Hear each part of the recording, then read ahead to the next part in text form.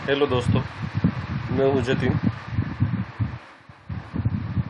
ये मेरा चैनल है इंट्राडे सजेशन। अगर आपको अच्छा लगे तो लाइक और शेयर कीजिएगा और बेल का बटन दबाना मत भूलिएगा, जिससे आपको पता चले कि नया वीडियो आया है।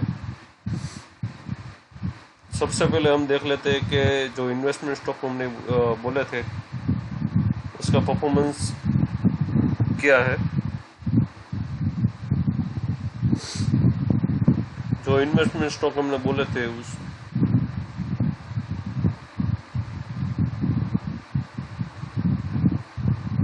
उसका परफॉर्मेंस देखे तो अभी तक हमें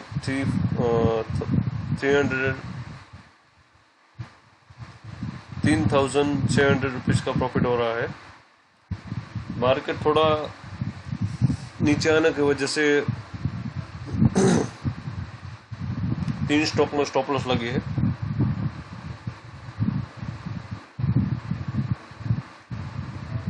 और 7 स्टॉक में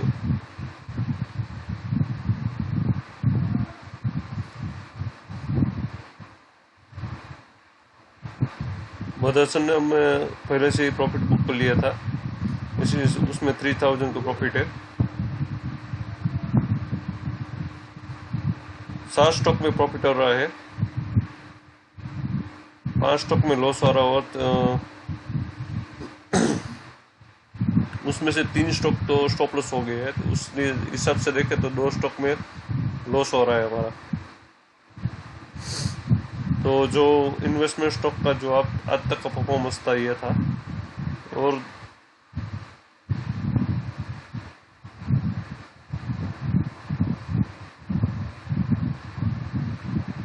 दूसरा हम देख लेते हैं कि कल जो हमने स्टॉक बोले गए थे उसका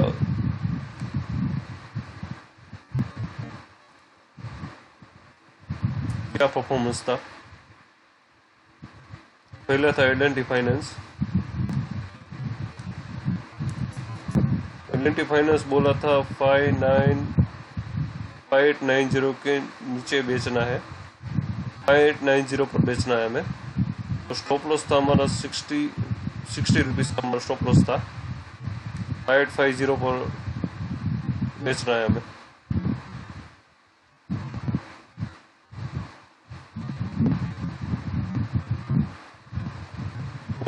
चला गया, ओपन ही उसके ऊपर हुआ था।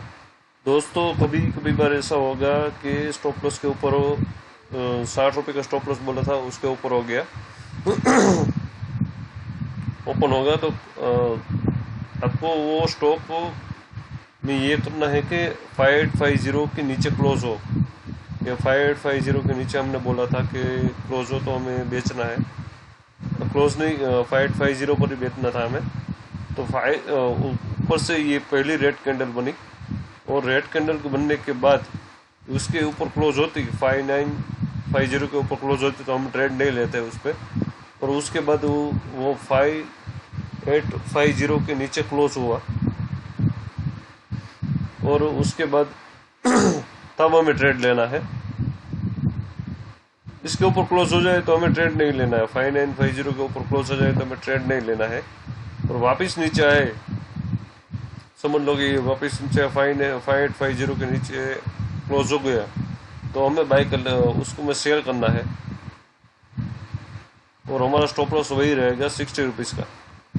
कल मैंने वही किया था, 5850 के नीचे क्लोज हुआ और मैंने वो स्टॉक बेचा था। देखो, इसलिए हमारा स्टॉप लॉस नहीं लगा है।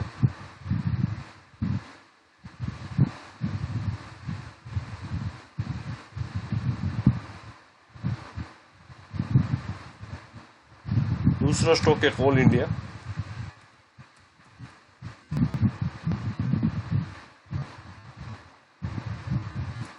कोल इंडिया बेचने के लिए बोला गया था 131.40। स्टॉप लॉस हमारा था 133 रुपीज़ का। 136 के ऊपर ही ओपन हुआ, उसके एल&टी फाइनेंस के जैसे ही हुआ देखो। और इसके नीचे क्लोज होने के बाद मैंने बेचा था। पहला टारगेट था 130 रुपीज़ का टारगेट आ गया था। और दूसरा टारगेट तो बहुत नीचे था, पर वो टारगेट नहीं आया था और क्लोज 129 पर हुआ था। L&T फाइनेंस में हमारे सारे टारगेट आ गए थे। तीसरा स्टॉक था यस बैंक।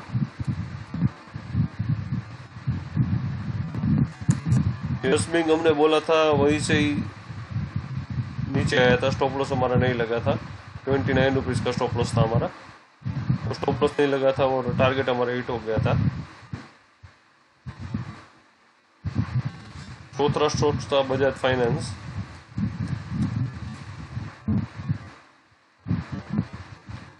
बजाज फाइनेंस भी वैसे ही गैप अप हुआ था। और देखो पहले कैंडल ने वो हमारा स्टॉप लॉस के ऊपर खुला और ये पहले रेड कैंडल बन गई, उसके ऊपर क्लोज नहीं हुआ। और हमारा पहला टारगेट 2048 का आ गया। और दूसरा टारगेट हमारा था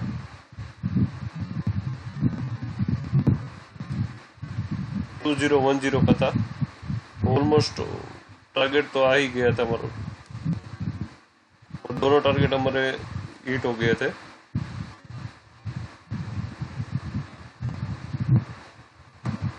पांचवा स्टॉक था गेल इंडिया।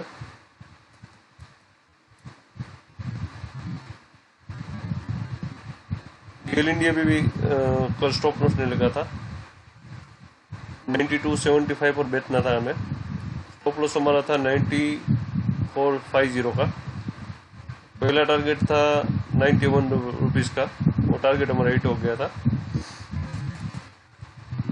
आखिरी स्टॉक था जील इंडिया।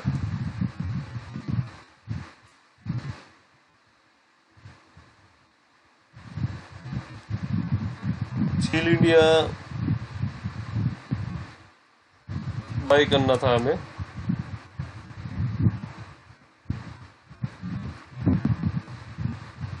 जील इंडिया में सेल करना था 150 रुपये में। स्टॉप लॉस हमारा था 153। वो हमारा स्टॉप लॉस हिट हो गया था, स्टॉप लॉस लग गया था। स्टॉप लॉस लगने के बाद देखो सीधा ही 159 तक चला गया था। तो दोस्तों प्लीज़ स्टॉप लॉस लगाइए, स्टॉप लॉस से डरिए मत। 5 स्टॉक में प्रॉफिट हुआ हमारा, तो 1 स्टॉक में लॉस हुआ तो समझ लो कि 5 स्टॉक में प्रॉफिट हुआ तो 1 स्टॉक में लॉस हुआ तो कोई बात नहीं, 4 स्टॉक में आपको प्रॉफिट ही हुआ है।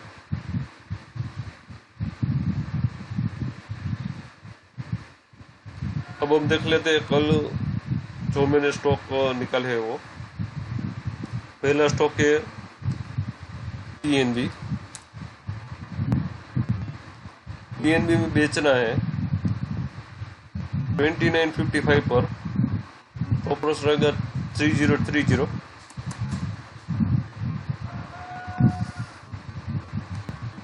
पहला टारगेट रहेगा 28.75। और दोस्तों उसके नीचे कोई भी लेवल नहीं है मेरे पास, इसलिए आप स्टॉप लॉस को ट्रेल करते जाइए और उस पर होल्ड करना।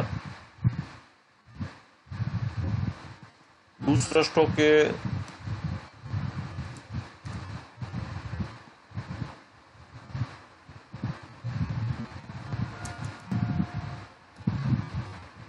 एसबीआई।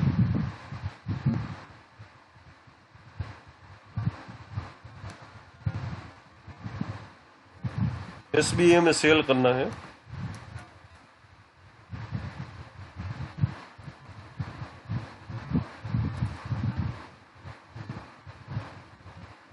₹170 पर। स्टॉप लॉस हमारा रहेगा 174 रुपीज़ का। पहला टारगेट रहेगा 166, दूसरा 163 और तीसरा टारगेट हमारा रहेगा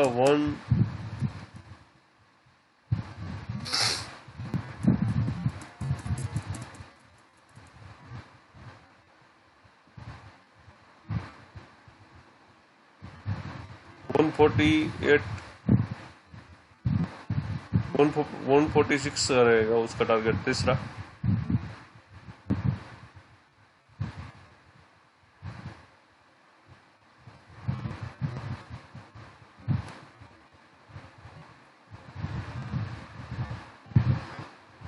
चौथा स्टॉक है सन फार्मा। सॉरी, तीसरा स्टॉक है सन फार्मा। सन फार्मा में बाय करना है 466 पर। स्टॉप लॉस हमारा रहेगा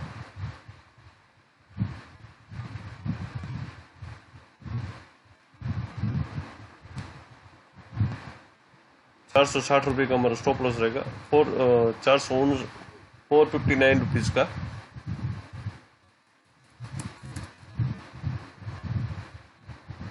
पहला रहेगा 174,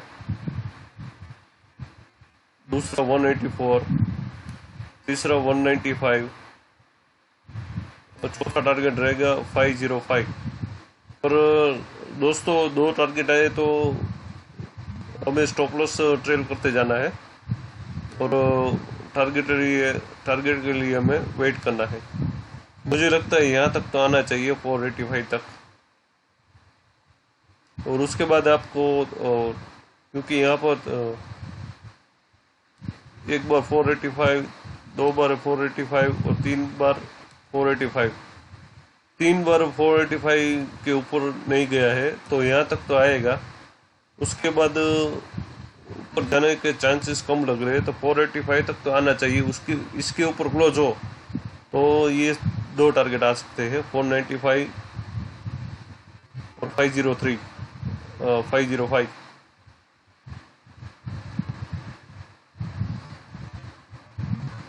अगला स्टॉक है बजाज फाइनेंस। बजाज फाइनेंस हमें बेचना है 3060 के 320555 पर। स्टॉप लॉस हमारा रहेगा 2085 का।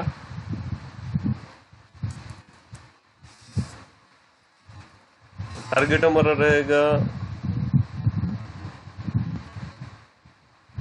2015, 1950,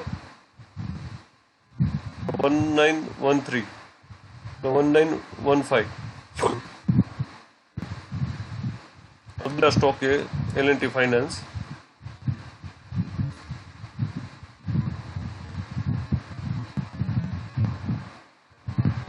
L&T फाइनेंस में बेचना है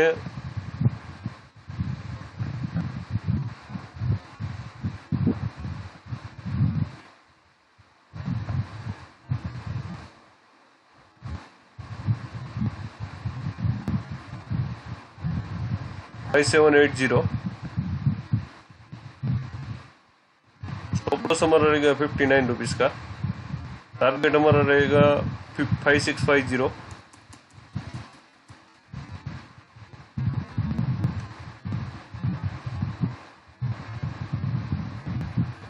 5430। दोस्तों, आज के लिए ये 5 स्टॉक है, 6 स्टॉक ना, और एक स्टॉक है, सॉरी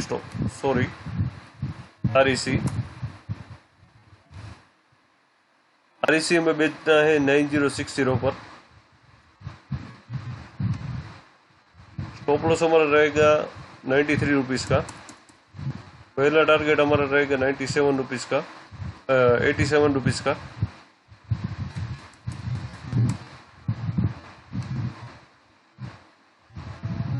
दूसरा 85 रुपीज़,